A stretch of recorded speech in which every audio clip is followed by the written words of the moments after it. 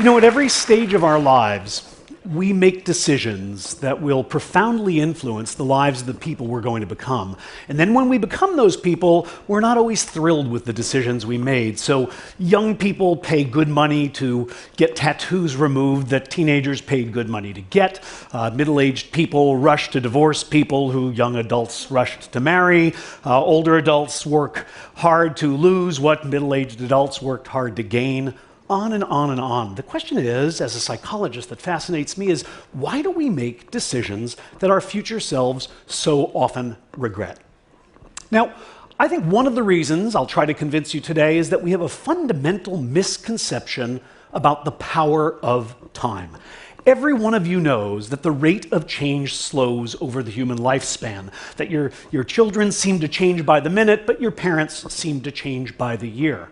But what is the name of this magical point in life where change suddenly goes from a gallop to a crawl? Is it teenage years? Is it middle age? Is it old age? The answer, it turns out, for most people is now, wherever now happens to be.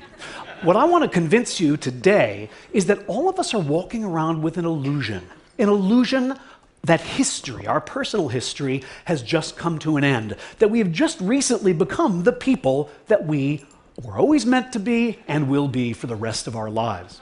Let me give you some data to back up that claim. So here's a study of change in people's personal values over time. Here's 3 values. Everybody here holds all of them, but you probably know that as you grow, as you age, the balance of these values shifts. So how does it do so? Well, we asked thousands of people. We asked half of them to predict for us how much their values would change in the next 10 years, and the other is to tell us how much their values had changed in the last 10 years. And this enabled us to do a really interesting kind of analysis, because it allowed us to compare the predictions of people, say, 18 years old to the reports of people who were 28, and to do that kind of analysis throughout the lifespan. Here's what we found. First of all, you're right. Change does slow down as we age. But second, you're wrong, because it doesn't slow nearly as much as we think.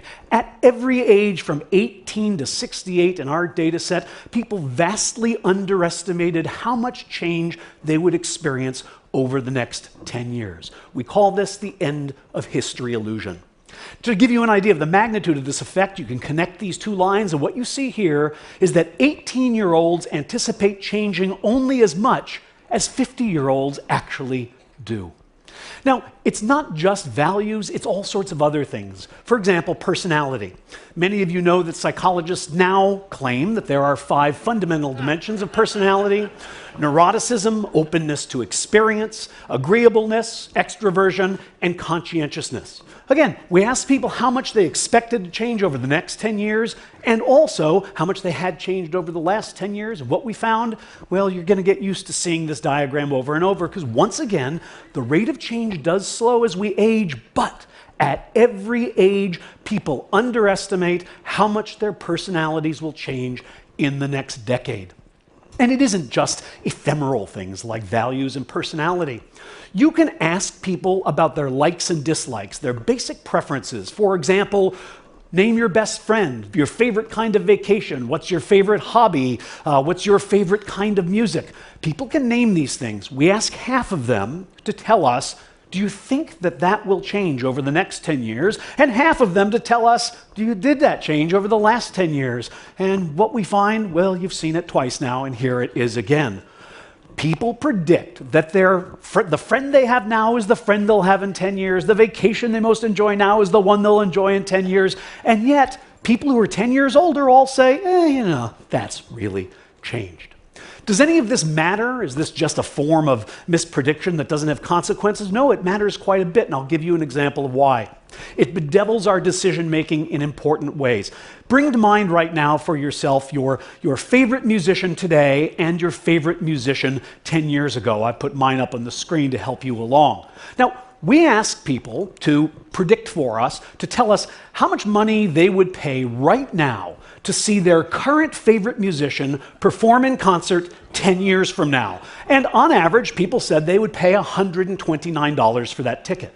And yet, when we asked them how much they would pay to see the person who was their favorite 10 years ago perform today, they say only $80. Now, in a perfectly rational world, these should be the same number, but we overpay for the opportunity to indulge our current preferences because we overestimate their stability. Why does this happen? We're not entirely sure, but it probably has to do with the ease of remembering versus the difficulty of imagining. Most of us can remember who we were 10 years ago, but we find it hard to imagine who we're going to be. And then we mistakenly think that because it's hard to imagine, it's not likely to happen. Sorry, when people say, I can't imagine that, they're usually talking about their own lack of imagination and not about the unlikelihood of the event that they're describing. The bottom line is, time is a powerful force. It transforms our preferences, it reshapes our values, it alters our personalities. We seem to appreciate this fact, but only in retrospect. Only when we look backwards do we realize how much change happens in a decade.